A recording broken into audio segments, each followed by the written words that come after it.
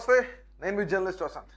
తెలంగాణలో ఉత్కంఠగా ముగిసిన ఏదైతే ఎన్నికల ప్రక్రియ ఉందో ఇందులో దాదాపుగా అధికార కాంగ్రెస్ పార్టీ మెజారిటీ ఆఫ్ స్థానాలు గెలుచుకుంది. అయితే ముఖ్యంగా ఇక్కడ మిగిలి ఉన్న ఏదైతే ఎన్నిక కావాల్సిన 11 మున్సిపాలిటీలు ఉన్నాయో అందులో మరో 7 మున్సిపాలిటీలు కూడా కాంగ్రెస్ తన ఖాతాలో వేసుకుంది. మున్సిపల్ ఎన్నికల్లో కాంగ్రెస్ పార్టీకి అదృష్టం వరించిందనే చెప్పాలి. అంటే అధికార పార్టీ ఖాతాలో ఈ యొక్క 7 మున్సిపాలిటీలు కూడా వెళ్ళిపోయాయి. రాష్ట్ర వ్యాప్తంగా ఈ నెల 16న వాయిదా పడిన 11 మున్సిపాలిటీలు ఏవైతున్నాయో ఈ 11 మున్సిపాలిటీల్లో చైర్మన్, వైస్ చైర్మన్ ఎన్నికకు సంబంధించిన ఎన్నికను మంగళవారం నిర్వహించారు. వీటిలో 8 పురపాలక సంఘాలకు సంబంధించిన ఎన్నికలు జరిగాయి. 7 మున్సిపాలిటీల్లో కాంగ్రెస్ అభ్యర్థులు చైర్మన్లుగా ఎన్నికయ్యారు. ఒక మున్సిపాలిటీ మాత్రం బీఆర్ఎస్ ఖాతాలో చేరింది. కాగా తీవ్ర ఉత్కంఠ రేపిన మిగిలిన 3 పట్టణాల్లో అంటే తొర్రూరులో కాంగ్రెస్ వచ్చింది, బీఆర్ఎస్ పార్టీకి సమానంగా సీట్లు వచ్చాయి. అంటే కాంగ్రెస్ పార్టీకి బీఆర్ఎస్ సమానంగా సీట్లు రావడంతో దీంతో రిటర్నింగ్ అధికారి ఎవరైతున్నారో ఇక్కడ డ్రా తీశారు. కాంగ్రెస్ అభ్యర్థులను అధికార పీఠం వహించిందని చెప్పుకోవచ్చు. ఎందుకంటే ఇక్కడ డ్రా తీయడంతో లాటరీ సిస్టమ్ తో కాంగ్రెస్ పార్టీనే కైవసం చేసుకుని తొర్రూరు కూడా. కానీ గత 2-3 రోజులు ఎప్పుడైతే రిజల్ట్ వచ్చిన దగ్గర నుంచి తొర్రూరులో అటు మాజీ మంత్రి ఎర్రబెల్లి దయాకర్ ఉన్నారు. సో దీనికి సంబంధించి ఆయన చాలా స్ట్రాంగ్ గా అంటే ఇక్కడ అధికార కాంగ్రెస్ పార్టీ అధికార దుర్వినియోగం చేస్తా ఉంది. అసలు ఈ తొర్రూరు మున్సిపాలిటీ మాదే విషయం, ఎవరైతే గెలిచిన పార్టీ మెంబర్లు ఉన్నారో, గెలిచిన మున్సిపాలిటీ కౌన్సిలర్లు ఉన్నారో వాళ్ళందరినీ కూడా తీసుకెళ్లిపోతున్నారు, కిడ్నాప్ చేస్తున్నారు, ఇవన్నీ చెప్తా ఉన్నారు. ఈ విజయంతో అక్కడ కాంగ్రెస్ పార్టీ తొర్రూరులో విజయంతో అధికార పార్టీ నేతలు సంబరాలు జరుపుకుంటున్నారన్నమాట.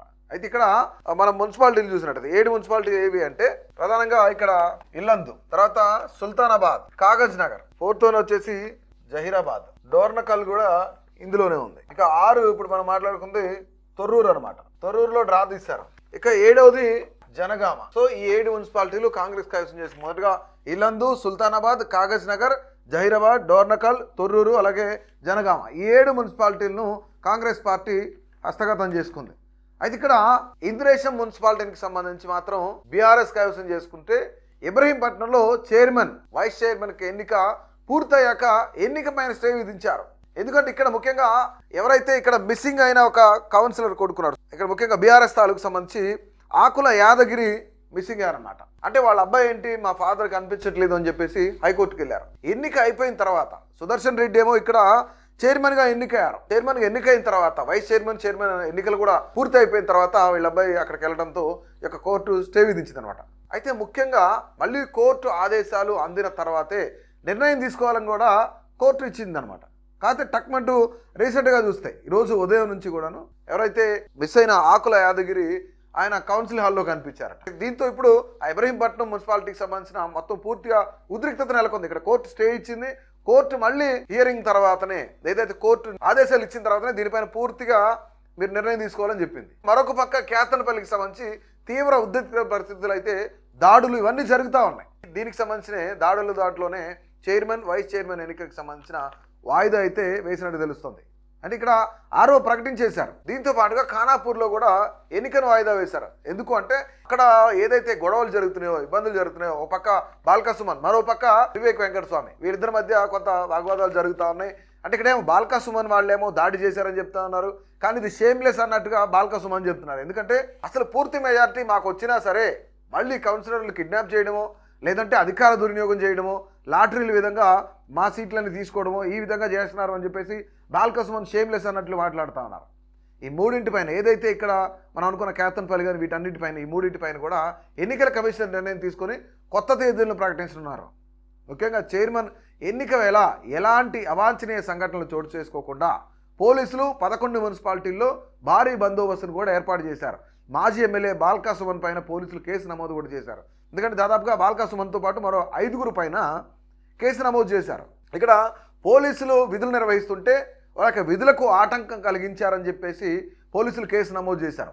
దీంతో పాటుగా వివేక్ వెంకటస్వామి వర్గం ఏం చెప్తున్నారు అంటే కాంగ్రెస్ కార్యకర్తలు, కాంగ్రెస్ నాయకులు ఏం చెప్తున్నారు అంటే మా పైన రాళ్లు రువ్వారు, దాడికి తెగబడ్డారు బాల్కా సుమన్ వర్గం అని చెప్పేసి వాళ్ళు కూడా కేసు పెట్టే ప్రయత్నం చేస్తున్నారు. అయితే ఆయనను అరెస్ట్ చేసే అవకాశం కూడా ఉన్నట్టు తెలుస్తుంది.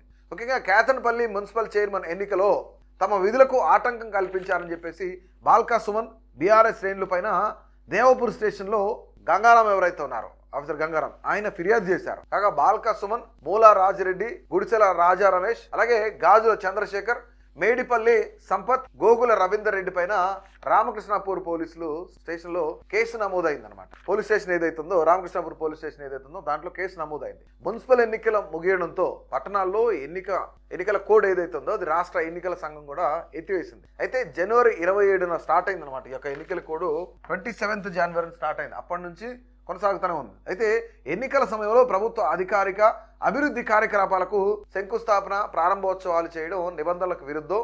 మంత్రులు అధికారిక పర్యటనలు కూడా చేయడానికి వీలు లేకుండా కోడ్ అమల్లో ఉంది. అయితే ఇకపైన సాధారణ కార్యకలాపాలు ఏదైతున్నాయో యథావిధిగా కొనసాగిస్తున్నారు. ఎందుకంటే ఇప్పుడు స్టే ఎలాగో ఎత్తేస్తారు కాబట్టి. సో ఇక్కడ మిగిలి ఉన్న 11 మున్సిపాలిటీలకు సంబంధించి ఈ 11లో దాదాపుగా 7 మున్సిపాలిటీలు కాంగ్రెస్ హస్తగతం చేసుకుంది. ఇంకా కేతన్పల్లి కానీ, ఇక రంగారెడ్డికి సంబంధించిన ఇబ్రహీంపట్నం మున్సిపాలిటీ కానీ ఇవన్నీ కొన్ని పెండింగ్లో ఉన్నాయి. అయితే ఇక్కడ ముఖ్యంగా ఏవేమంటే కేతన్పల్లి, ఖానాపూర్లో ఎన్నిక వాయిదా పడింది. ఇక్కడ ఇబ్రహీంపట్నం కూడా వాయిదాలో ఉంది. ఎందుకంటే ఇక్కడ కొంత గందరగోళ పరిస్థితి వాతావరణం నెలకొంది కాబట్టి. మిగిలిన 11లో 7 మున్సిపాలిటీలు ఇల్లందు, సుల్తానాబాద్, కాగజ్ నగర్, జైరాబాద్, డోర్నకల్లు, తొర్రూరు, అలాగే జనగామ, ఈ 7 మున్సిపాలిటీలు కూడా కాంగ్రెస్ పార్టీ కైవసం చేసుకుంది. సో ఓవరాల్గా మరొక 4 మున్సిపాలిటీలు మిగిలి ఉన్నాయి. ఈ 4 మున్సిపాలిటీలు ఏ పార్టీ కైవసం చేసుకోబోతుంది, ఎవరు గెలవబోతున్నారు, ఒకవేళ వాటన్నింటినీ క్యాన్సిల్ చేసి మళ్ళీ ఎన్నికలు జరిపితే ఎన్నికల తేదీ ఖరారు చేయడానికి ఎన్నికల సంఘం కూడా సిద్ధంగా ఉంది. ఒకవేళ మళ్ళీ ఆ 4టికి ఎన్నికలు జరిగితే కనుక ఎవరు గెలవబోతున్నారు, ఎవరు అక్కడ పై చేయి సాధించబోతున్నారు అనేది మీ అభిప్రాయాన్ని తెలియజేయండి.